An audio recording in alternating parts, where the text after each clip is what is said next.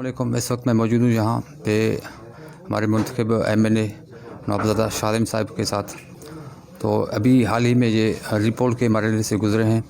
तो रिपोल में खूब वर्क किया शालिम साहब ने, ख़ासकर सूबे में भी बहुत टाइम दिया है। इससे कबल यहाँ भी आते रहे हैं। मैं आज थोड़ा सा बातचीत करता हूँ शालिम साहब से। अस्सलाम वालेकुम सर। वालेकुम सलाम। सर, बात यह है कि पहली दफ़ा मैं देख रहा हूँ आपके साथ, तो आप हमेशा इन टच रहते हैं, लेकिन इस दफ़ा आप रिपोल के जब कैंपेन में थे तो आपने गरीबों को बहुत टाइम दिया है, घर घर जाते रहे, गरीबों से घुल मिल गए हैं। तो आप इस वक्त क्या महसूस करें गरीबों के साथ रहकर? बिस्मिल्लाहिर्रहमानिर्रहीम। देखें, एक रिपोल का अमल था, हो गया। सुप्रीम कोर्ट की डायरेक्शन थी और हमारे सियासी हरीफ थे, उन्होंने प्ली ली थी कि जी यहाँ धांधली हुई है। हमारे धांधली तो वो साबित नहीं कर सके। फिर दूसरी प्ली थी कि हमारे पोलिंग एजेंट्स नहीं छोड़े हैं। तो जी हम ये समझते हैं कि हमारे जब एजेंट नहीं थे तो यकीनन यहाँ ऐसा कोई अमल किया गया है। तो खैर, सुप्रीम कोर्ट ऑफ पाकिस्तान ने उन्हें एक चांस दिया और कहा कि ठीक है, आप 29 पोलिंग पे दोबारा रीपोल्स कर लें और जो भी नताइज होंगे उसके साथ साथ नताइज को देखते हुए election commission of Pakistan candidate की नोटिफिकेशन करें। तो मेरे पिछली दफ़ा इस 29 पोलिंग में 16,400 वोट काटे गए। जो कैंडिडेट जिन्होंने हमारे ख़िलाफ़ केस किया था उनका एक वोट काटा गया, और जो नंबर 3 कैंडिडेट जो इकट्ठे थे उनका तकरीबन 1,000 के करीब वोट काटा गया। तो इन्होंने ये समझा कि ज़िमनी इलेक्शन है तो बड़ा मुश्किल होगा कि वो 16,400 मिनिमम वोट ले सकें, और अगर 200 वोट भी कम होते हैं तो मैं बीच में से निकल जाऊंगा। इस मौके का फ़ायदा लेने की कोशिश की, मगर डेरा बुगटी की आवाम ने उस मौके का फ़ायदा उनको जो हासिल होना था उसके लिए आवाम ने बढ़ चढ़ के हिस्सा लिया। आवाम बाहर निकली, अपनी कीमती वोट का इस्तेमाल किया और आवाम ने हमेशा की तरह अपने मनपसंद लीडर को ऐवान में पहुंचाया। तो यहाँ पे आपने महसूस किया थोड़ा बहुत कि कौमियत पे लेवल पे लोग ले जाते हैं। तो अभी इंतखाबात का अमल ख़त्म हो चुका है, आप माशाल्लाह MNA मुंतखब हो चुके हैं। तो अभी जिन्होंने आपको वोट नहीं भी दिया उनके लिए क्या मैसेज देंगे आप? मैंने 2018 में भी किया था यही बात, इलेक्शन जीतने के बाद, कि जिन्होंने हमें वोट नहीं दिया, हम इलाके को डिवाइड तो नहीं कर सकते ना कि ये मेरे वोटर्स का इलाका है, ये नॉन वोटर्स का इलाका है। लेकिन जब आप इलाके में तरक्की करते हैं तो इक्वल बेसिस पे करते हैं, और हम कोई ज़ातियात पे और कोई इंतकामी कार्रवाई के हक़ में न पहले थे, न आज है, न बाद में होंगे। क्योंकि जो लोग ऐसे अमल करते हैं उनकी सोच महदूद होती है। तो हमने पहली दफ़ा ये चीज़ें नहीं देखी हैं, जब से बचपन से देखते आ रहे हैं, अपने घर में अपने दादा को सबको देखते आ रहे हैं। घर में चीफ़ मिनिस्टर से लेके गवर्नर से लेके फेडरल मिनिस्ट्रीज़ और पाकिस्तान के आला सियासी शख्सियात को डेरा बुगटी हमेशा आते हुए देखा है। तो हमारे लिए कोई नई चीज़ नहीं है, और हम लोकल तौर पे इलाके के लोगों को और उनके मसाइल को बखूब समझते हैं। Thank you sir. 4 gas field हैं, तो यहाँ भी तकरीबन 750 मुकाबिल गैस निकलता है, पूरा पाकिस्तान को जाता है। तो यहाँ बेरोज़गारी ज़्यादा है, आए दिन कंपनी अपने मराद को कम कर रही है। ये सन कोटा मसाइल हैं, दीगर मसाइल हैं, इसको आप हल करने की कोशिश करेंगे, किस सतह पे करेंगे?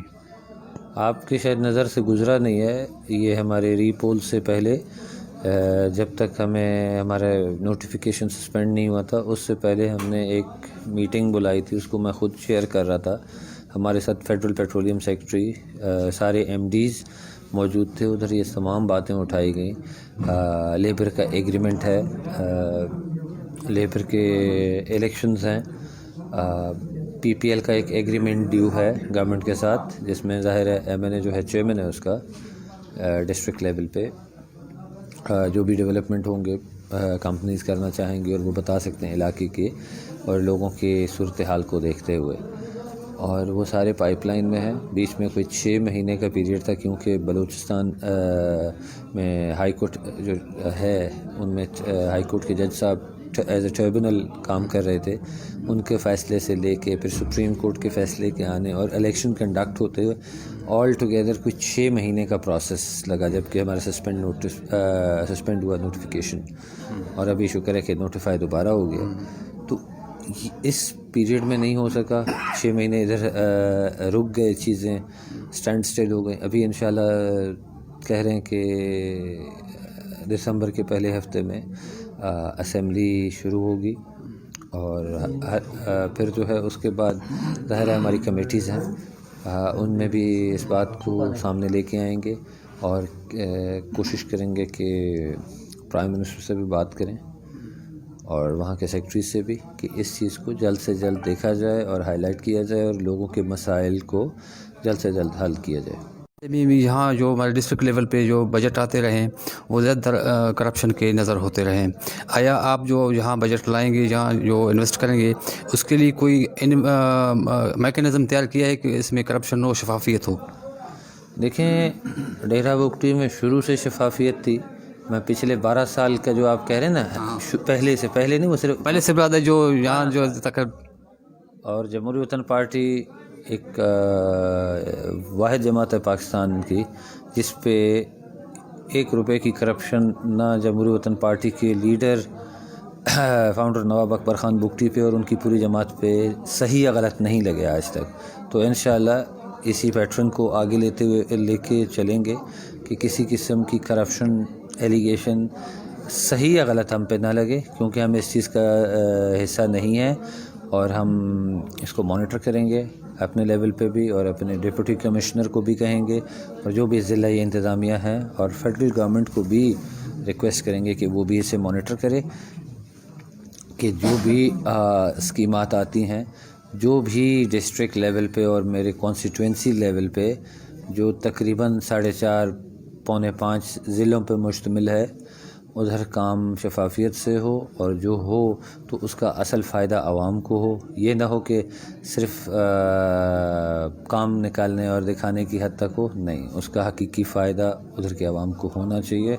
اور پریویسلی جو یہاں پہ جس طرح کام غلط کیا گیا اور معیاری کام نہیں ہوا, تو اس پہ بھی میرا خیال ہے کہ جتنی نیب ایکٹیویٹڈ ہے پورے ملک میں, یقیناً ہم سمجھتے ہیں کہ نیب اس میں بھی ڈسٹرکٹ ڈیرہ بگٹی کا بھی جائزہ لے گی کہ پہلے یہاں جس طرح کی سڑکوں کی تعمیرات ہوئیں, عمارتوں کی تعمیرات ہوئیں, اور مزید جو بھی ڈیولپمنٹ سکیمز تھیں ان سب کو دیکھا جائے. لیکن گزارش یہ ہے کہ ضلع ڈیرہ بگٹی کسی سے ڈھکا چھپا نہیں ہے. وابڈا والے جو اپنا سٹانس اگر چینج کر رہے ہیں تو میں نہیں سمجھتا کہ کس لیول پہ انہیں ان کی وابڈا کی طرف سے بتایا گیا ہے, یا وہ ادھر ہی ڈسٹرکٹ کی سطح پہ ہے یا ڈویژن کی سطح پہ ہے. میں نہیں سمجھتا کہ فیڈرل گورنمنٹ کی طرف سے ایسی کوئی چیز ہے. اور پاکستان جب سے بنا ہے تب سے ایک پیٹرن سموتھ چل رہا تھا, اور ابھی اس کو وابڈا اگر اس طرح کر رہی ہے, اب پورے پاکستان میں لوڈ شیڈنگ کم ڈیرہ بگٹی میں سب سے زیادہ ہے, تو میں نہیں سمجھتا کہ ڈیرہ بگٹی کے عوام نے ایسا کوئی قصور کیا ہے کہ ان کے ساتھ اس طرح کا سلوک رکھا جائے. آپ نے باتیں سنی نوابزادہ صاحب کی. آخر میں جو نوابزادہ صاحب نے بتایا وہ بالکل ویلڈ بات ہے کہ علاقے کو ہم ڈویژن کی طرف نہیں لے جاتے, ان کو تقسیم نہیں کرتے. جنہوں نے ووٹ بھی نہیں دیا ہے ابھی MNA سب کے ہیں, اور سب کو چاہیے کہ اس کی حوصلہ افزائی کریں, اس کو ہاتھ بٹائیں کام کرنے میں. انشاءاللہ امید کرتے ہیں کہ علاقے کی بہتری کی طرف جائے گا.